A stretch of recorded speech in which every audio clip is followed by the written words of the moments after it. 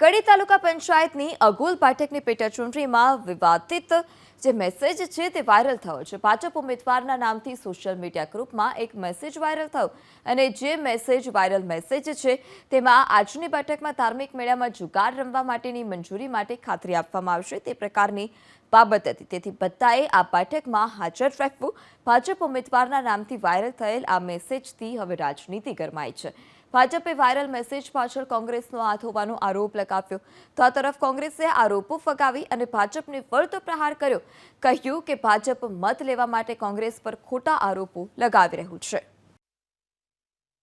આ વાત તદ્દન ખોટી છે, કારણ કે આ વખત અમારી ભારતીય જનતા પાર્ટીની સ્પષ્ટ લીડ છે અને અમે જીતવાના છે। એટલે કોઈ ને કોઈ પેતરા રચી અને અમારું જે વાતાવરણ એ બગાડવા માટેના પ્રયત્નો ચાલી રહ્યા છે અને આ સત્યથી બિલકુલ તદ્દન વેગળી વસ્તુ છે અને અમે આ વાતને બિલકુલ ફગાવી દઈએ છીએ। આ રાજકારણનું એક નાટક કરી છો, રાજકારણ અમે ખેલે છું તો કોઈ વાત જ નહીં થઈને મેસેજ નંબર જે કરો તે અમે ગ્રુપ પર કરી અને મેસેજ ખોટો અંદર નાખો બદનામ કરવા માટે।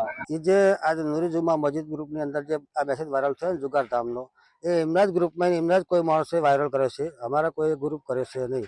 કેમ કે એમના આજ મિટિંગ હતી, નીતિનભાઈને આવવાના હતા તો એના માટે એમને જે એમના મત મેળવવા માટે એમને આ મેસેજ વાયરલ કરે છે।